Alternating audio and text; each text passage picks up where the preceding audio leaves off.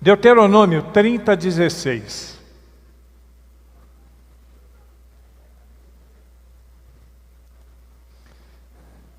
Eu vou ler aqui, os irmãos podem me acompanhar.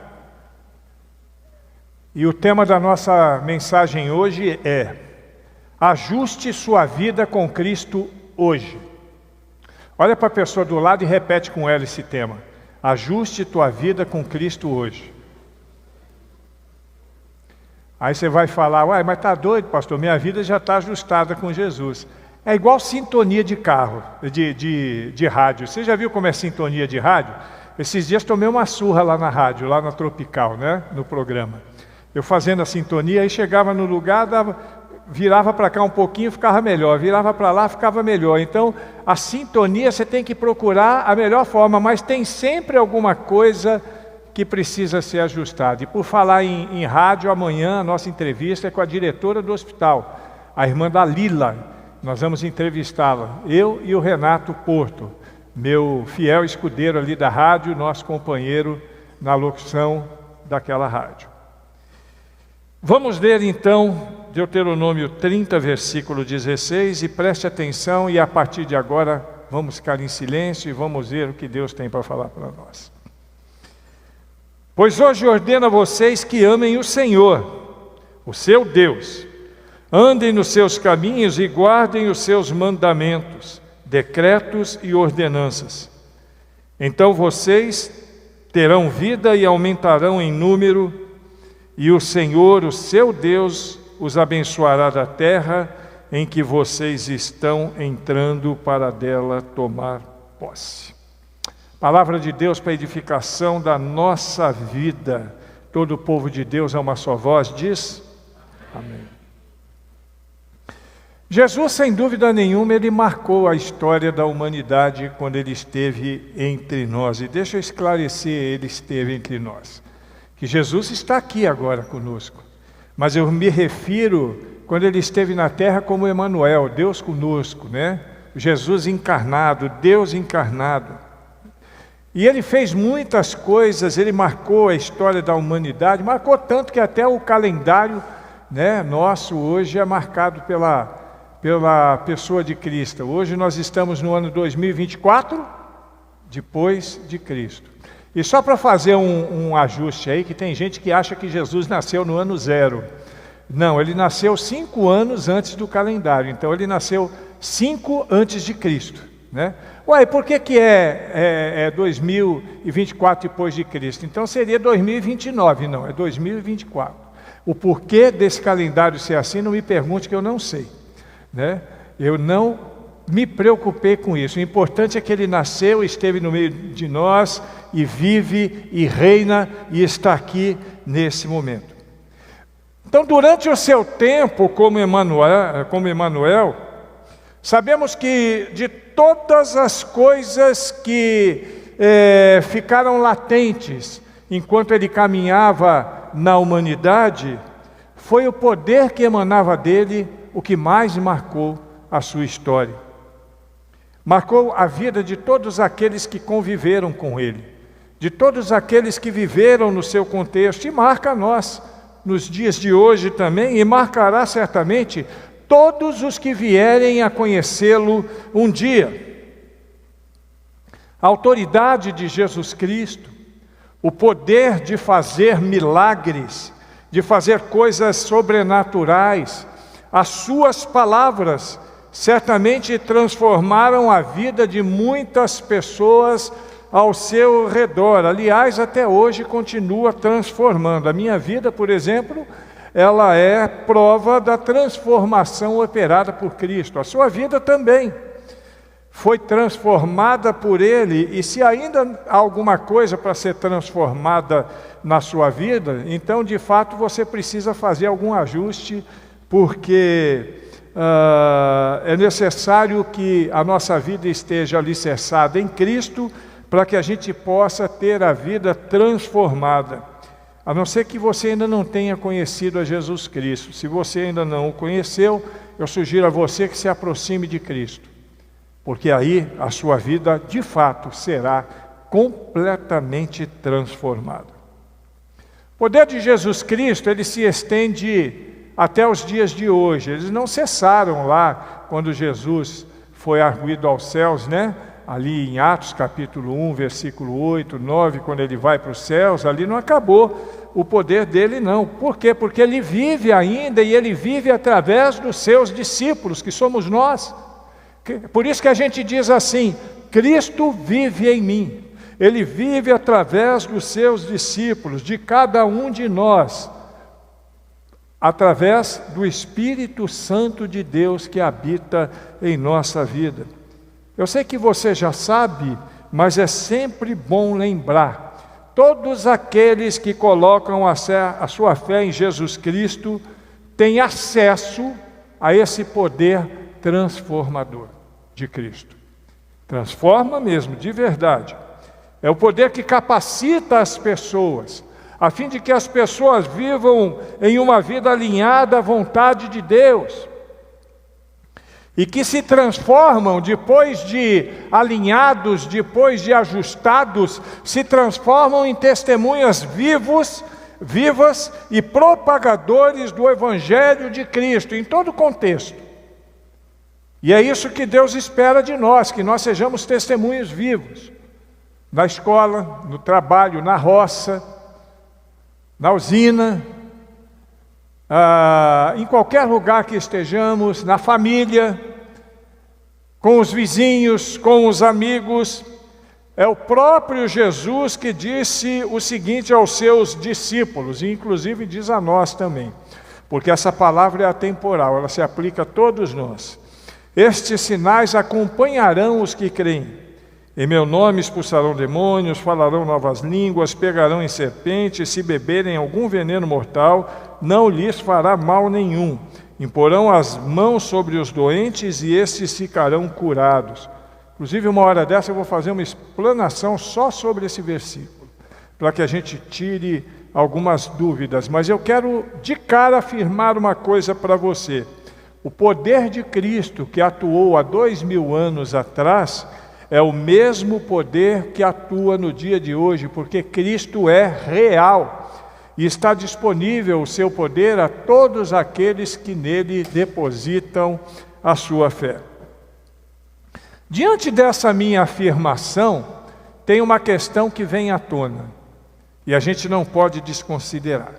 Bom, se o poder de Cristo é real, se está disponível para todos aqueles que nele creem, se todos podem fazer milagres e maravilhas como os descritos na própria palavra dele, o que está faltando na vida de muitos cristãos para que desfrutem deste poder? É uma pergunta interessante, mas eu respondo para você. Eu pergunto e eu mesmo respondo. O que falta é um alinhamento verdadeiro e profundo com Cristo, um alinhamento com a sua vontade. E aí você vai dizer, mas nós estamos entre crentes, pastores. Sim, estamos entre crentes. Mas muitos são cristãos apenas nominais, se declaram cristãos. É aquele camarada que no dia da visita do IBGE pergunta, qual a sua religião? Eu sou cristão. Alguns antigamente diziam assim, eu sou católico não praticante. Você já deve ter ouvido isso, ou de repente até falado isso. Hoje tem muito batista não praticante. Eu estou com a impressão que está vazando gás nesse ar-condicionado. Vocês estão sentindo? Eu acho que um dos dois aparelhos está vazando gás. Depois a gente vai olhar isso. E se tiver mesmo, daqui a pouquinho ele fica sem gelo.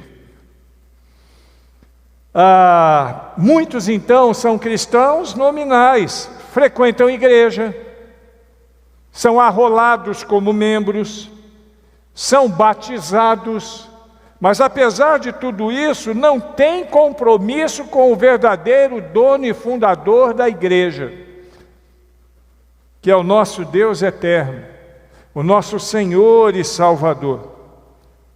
E é por isso que muitos não usufruem do poder de Deus. É por isso que muitos não têm o poder de influenciar como Cristo tinha no contexto em que ele vivia, enquanto estava encarnado sobre nós, junto conosco, né? Ou com aquelas pessoas na sua época. Pois é, Eu quero nesta noite, então, considerar algumas questões que a Bíblia ensina a respeito disso que nós estamos falando. Como podemos ajustar a nossa vida a fim de que possamos viver, imergir no poder e na autoridade de Cristo? É isso que nós queremos considerar, é isso que nós pensamos para esta noite, para falarmos rapidamente. E para ajustar a nossa vida, a fim de que possamos imergir no poder e na autoridade de Cristo, eu preciso, em primeiro lugar, reconhecer quem é Cristo e entender a sua autoridade. Se eu não entender a autoridade de Cristo, se eu não reconhecer quem é Cristo, eu não poderei usufruir do seu poder e da sua graça. Mateus 8, do versículo 5 ao versículo 13, nós lemos: Então Jesus, entrando em Cafarnaum, dirigiu-se a ele um centurião pedindo-lhe ajuda, e disse: Senhor, meu servo está em casa paralítico, em terrível sofrimento. Jesus lhe disse: Eu irei curá-lo. Respondeu o centurião: Senhor, não mereço receber-te debaixo do meu teto, mas diga apenas uma palavra e o meu servo será curado. Pois eu também sou homem sujeito à autoridade, como soldados sob o meu comando, e digo a um: vá, e ele vai, e a outro: venha, e ele vem. Diga ao meu servo: faça isso, e ele faz. E ao ouvir isso, Jesus admirou-se e disse aos que o seguiam: digo-lhes a verdade, não encontrei em Israel ninguém com tamanha fé. Então disse ao centurião: vá, como você creu, assim lhe acontecerá. E na mesma hora o seu servo foi curado. Muito bem. Eu quero falar então de autoridade a partir deste personagem que entra na cena do Novo Testamento. É o primeiro personagem que nós queremos citar, que é um centurião. Um centurião era um comandante militar que tomava conta de um grupo de homens, 100 pessoas. Ele tinha sob o seu comando essas pessoas, e dentre os seus comandados, junto aos seus servos também, tinha um que estava vivendo uma situação de enfermidade bastante grave. O texto chega a dizer que ele estava paralítico em casa, ele estava parado. É possível que estivesse na iminência de morrer, o servo daquele centurião. Mas quando o centurião ouviu falar de Jesus, e o poder de Jesus, a autoridade de Jesus, refletiu aos ouvidos daquele homem, dos seus milagres, do seu poder, ele foi até Jesus em busca de ajuda. Ele então, nós lemos no texto que nós citamos há pouco, que ele seguiu o percurso que havia planejado. Ele falou: eu vou até Jesus e vou conversar com ele. E quando se encontra com Jesus, o comandante demonstra uma atitude de humildade e fé, e acima de tudo ele reconhece de maneira efetiva a autoridade que emanava de Jesus. Ele sabe que está diante daquele que certamente é maior do que todos os seus comandantes, é maior do que ele próprio e é maior do que todos os seus subordinados. E quando ele se dirige a Jesus Cristo, ele traz uma palavra que marca naquele momento, não só a vida de quem ouve, não só a nossa vida aqui, que temos conhecimento, mas inclusive a vida de Jesus. Ele se dirige a Jesus e diz a seguinte palavra, a seguinte questão, ele afirma: olha, basta uma palavra sua, uma única palavra do Senhor, e eu sei que meu servo será curado. O centurião está reconhecendo ali naquele momento que não somente o poder de Cristo para realizar milagres, não somente o senhorio de Cristo, quando se dirige a Ele como alguém que se dirige a um mestre, mas também a autoridade que emanava de Jesus Cristo. Uma única palavra é o que ele diz, eu não preciso mais do que isso. Uma única palavra, que declaração surpreendente, irmãos.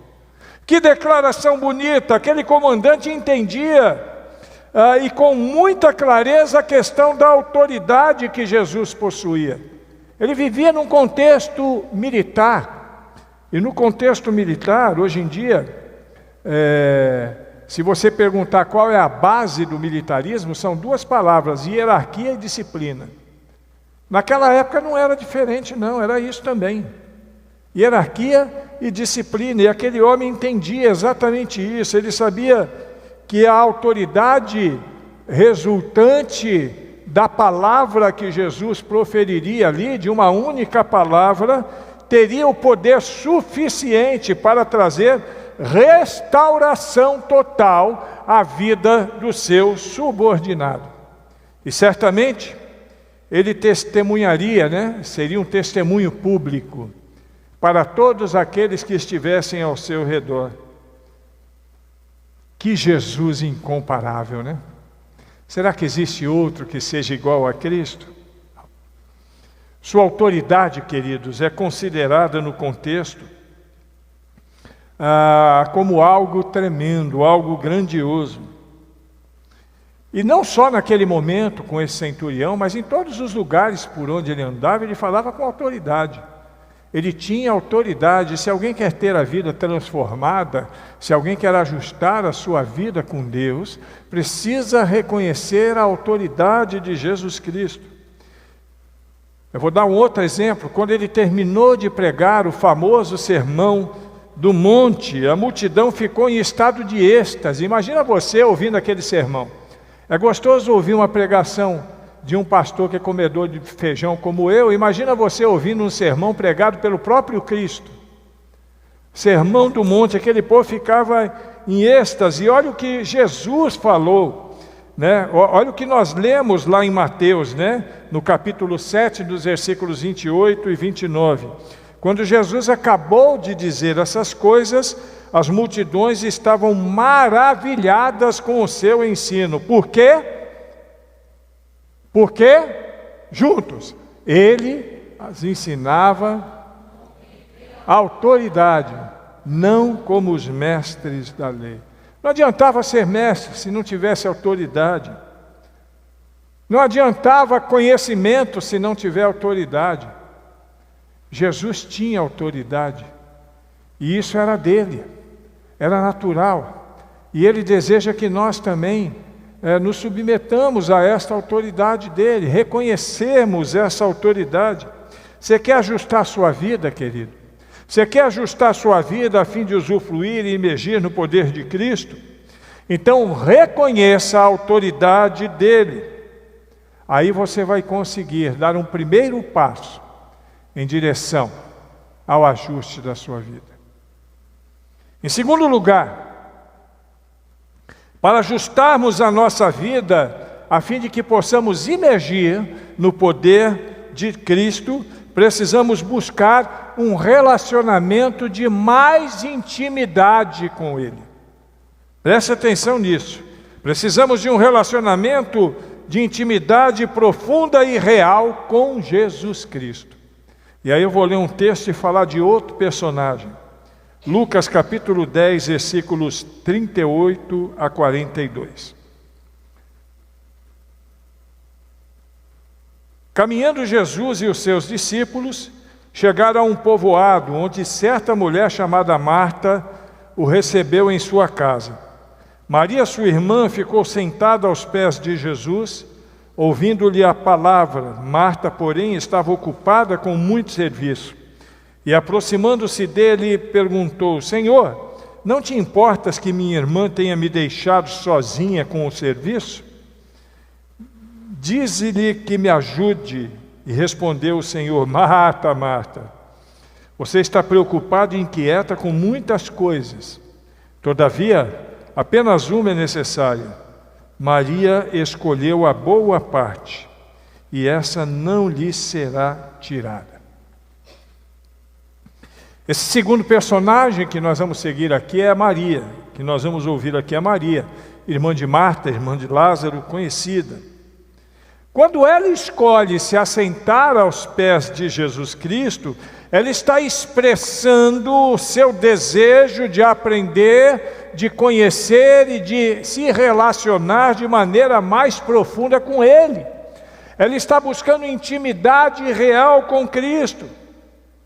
Maria não está nem um pouquinho preocupada com regra, com norma, com os afazeres de casa como a sua irmã, porque ela tem uma prioridade naquele momento. A casa podia arrumar a qualquer hora, mas Jesus estava ali naquele momento. A prioridade era estar com Jesus Cristo. Você entende isso, irmão? Tem gente que vai achar que Maria era preguiçosa. Não era não, ela era muito esperta. A irmã que era agitada. A chance de estar mais próximo de Cristo e a mulher querendo varrer a casa. Naquele momento. Ah, pastor, então eu vou parar de fazer as coisas. Não, não é isso. Você tem que considerar o momento. Jesus estava ali naquele momento. Então a prioridade era a de estar próximo de Jesus. Maria não estava inquieta com coisa alguma, qualquer coisa que não fosse estabelecer um tempo de comunhão e aprendizado com Jesus Cristo. Estar aos pés de Cristo para ter um tempo de aprendizado. É o que ela mais queria. Estando na presença de Cristo, ela estava se aproximando mais e mais dele. Mesmo que isso significasse sacrificar alguma coisa na sua rotina, nas suas atividades, deixar algumas coisas que fossem secundárias para depois. Aliás, o termo já está falando, secundária em segundo lugar. Nós precisamos ser assim também, irmãos. Priorizar as coisas de Deus. Priorizar estar na presença de Cristo. Tem muita gente que coloca na sua lista de prioridade essa relação com Cristo lá em terceiro, em quarto, em quinto. Alguns nem colocam. Tem tanta coisa para fazer. Jesus precisa ser prioridade na sua vida. Quer ajustar sua vida com Deus? Se você quer ajustar sua vida com Deus, sua prioridade é Jesus Cristo. Estabeleça mais intimidade com Ele. Estabeleça mais comunhão com Ele. Faça como Maria. Maria reconheceu que Jesus ali era mais importante do que se envolver com tarefas mundanas. Estar próximo de Jesus. Essa também precisa ser a nossa prioridade, irmãos. Se não for a nossa prioridade estar na presença de Cristo, nós teremos sempre uma vida medíocre espiritual. Sabe o que é uma vida medíocre? Mediana, na média só, não sai daquilo, nem para lá nem para cá, fica sempre num ponto que não cresce, irmãos.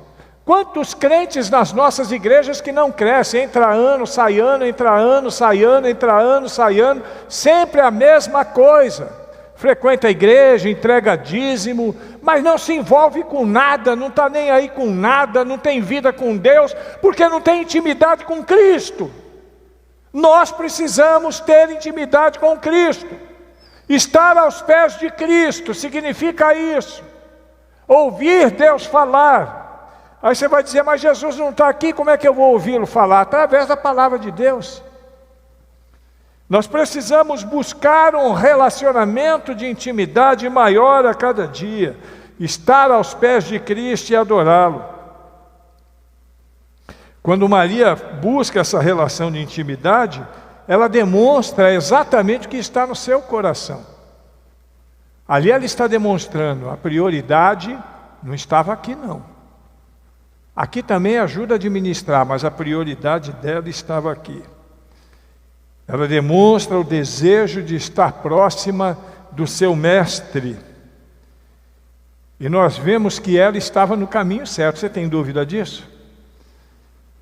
Ele estava no caminho certo. Tanto é que Jesus olha para Marta, sua irmã, e olha o que ele diz. Ele diz assim, Marta, Marta, você está preocupada e inquieta com muitas coisas, todavia apenas uma é necessária.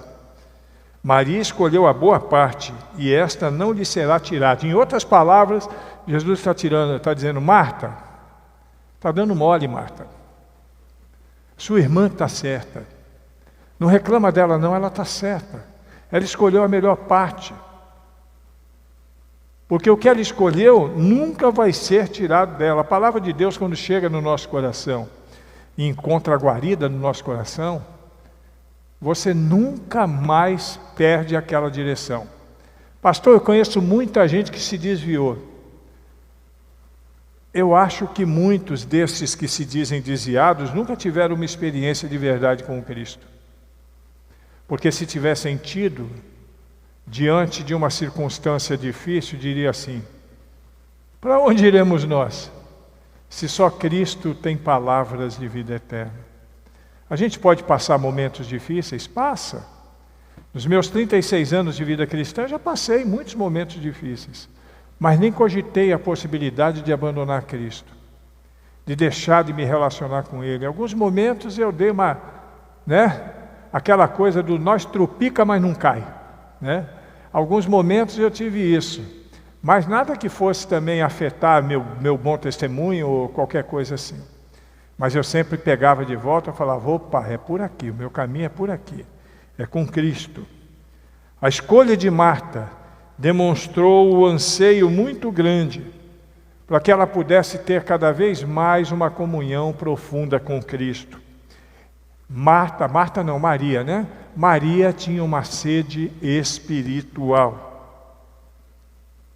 Ela tinha um desejo de ter uma comunhão alinhada com o seu Mestre e o seu Senhor. E você, meu irmão? Você, minha irmã? Esse desejo está no seu coração também? Qual é a sua prioridade? O que é que você mais quer na vida? Se você tivesse hoje a chance de escolher uma coisa somente na vida, para onde o seu coração se dobraria? Para o dinheiro? Para o poder? Para onde o seu coração se dobraria? Eu vou dizer uma coisa para você, de todo o coração. Deus me conhece e sabe que eu não estou mentindo. Se eu pudesse escolher uma coisa na minha vida hoje, eu diria para Deus: eu quero ter mais comunhão com o Senhor. E é verdade, Deus me conhece, não estou sendo hipócrita não, estou falando a verdade. Quero ter mais intimidade com o Senhor. Quero viver 100% conectado com o Senhor. Sou falho, tenho minhas dificuldades, mas eu amo Cristo mais do que eu amo qualquer coisa nessa vida. E você, meu irmão? E por último, para ajustar a nossa vida, a fim de que possamos emergir no poder e na autoridade de Cristo, eu vou te dar uma sugestão. Nunca deixe de testemunhar das coisas que Ele tem feito. Em outras palavras, seja um testemunha de Jesus. João 4, 25 a 39, nós lemos assim com alguns intervalos no texto. Disse a mulher: eu sei que o Messias, chamado Cristo, está para vir. Quando Ele vier, explicará tudo para nós. Então Jesus declarou: eu sou o Messias, eu que estou falando com você. Então, deixando seu cântaro, a mulher voltou à cidade e disse ao povo: venham ver um homem que me disse tudo o que tenho feito. Será que ele não é o Cristo? Muitos samaritanos naquela cidade creram nele por causa do seguinte testemunho dado pela mulher: ele me disse tudo o que tenho feito. Esse é o terceiro e último personagem que eu quero citar na nossa mensagem de hoje. Aquela mulher samaritana.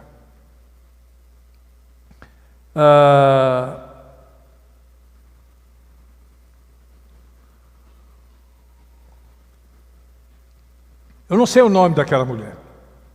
Ninguém sabe. Talvez alguma tradição de alguma fé aí possa querer até dar um nome para ela, mas não existe. Não sei a idade dela, eu não faço nem ideia.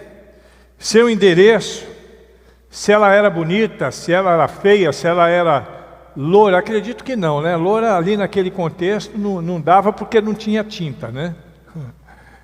se ela era feia, se ela era bonita, se ela era gorda, se ela era magra. Não tenho muita informação a respeito daquela mulher. A informação que eu tenho é a que eu compartilho, que ela era uma mulher da cidade de Samaria. Ela era samaritana. Aquela mulher ali, naquele encontro com Jesus Cristo, ela teve a sua vida revelada, ela teve a sua vida confrontada.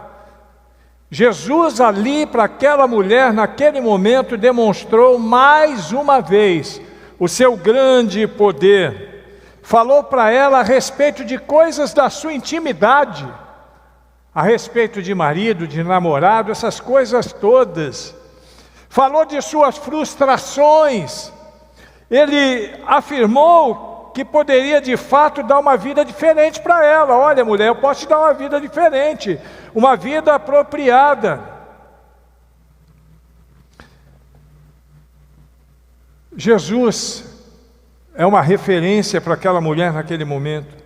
Quem poderia proporcionar a ela tanta alegria e satisfação que aquelas poucas palavras geraram naquele momento? Imagina, ali alguns vão dizer que é o primeiro amor, né? E eu já disse para vocês que eu não gosto muito desse negócio de primeiro amor. Para mim tem que ser um amor único, o tempo todo. Não tem esse negócio de, igual fogo de palha. Já viu como é fogo de palha? Como é que é fogo de palha? Na hora que você bota fogo, ele vupe, depois ele vupe. A vida de muito crente, o amor de Cristo é fogo de palha. Não é isso que a gente quer. Mas aquela mulher ficou impressionada. Ela olhou para aquele homem e pensou assim: é ele mesmo. Eu tenho certeza que é ele, somente ele poderia falar as coisas que este homem está me falando. Aquela mulher ficou eufórica, aquela mulher ficou feliz. Ela percebeu que estava diante do Messias. Aquela mulher, diz o texto, que de uma maneira bem apropriada, ela reconheceu o seu pecado quando confrontada por Cristo. Percebeu, e isso aí está tudo nas entrelinhas, né? Percebeu que precisava de redenção e se submete a Cristo. Por conta disso, aquela mulher, a partir daquele dia, tem a sua vida transformada.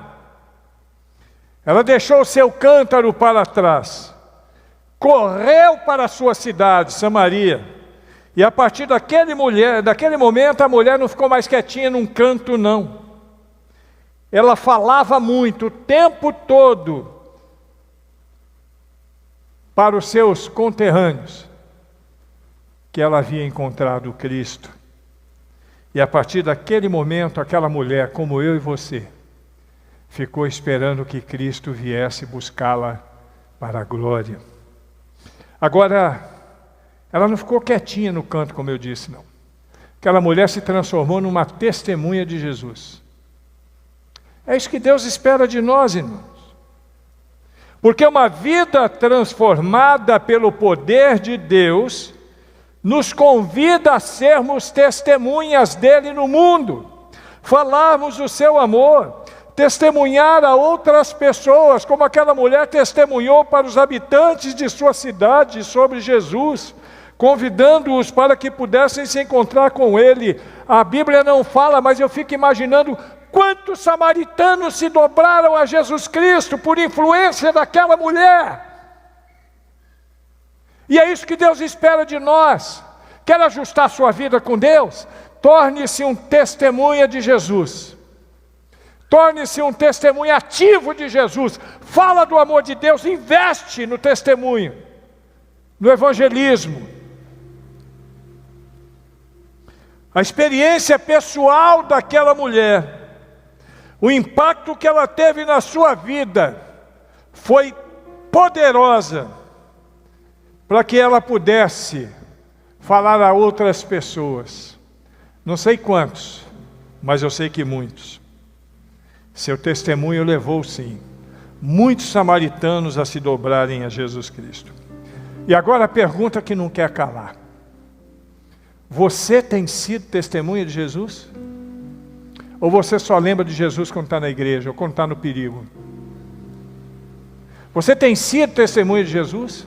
Você fala de Jesus para os seus amigos? Você tem coragem de falar de Jesus para os seus colegas? Não precisa ser um fanático religioso. Em Salvador, na década de 90, tinha uns camaradas lá, eu não sei se o Cláudio chegou a ver isso, a Rai viu, porque é da minha época.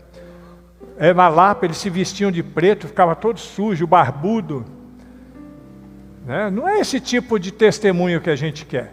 Muito embora eu considero também que eles estavam fazendo aquilo que eles entendiam que devia ser feito. Testemunhando a respeito de Jesus. Você não precisa se vestir de saco e ir para a rua. Não precisa ficar todo sujo e barbudo para pregar o Evangelho.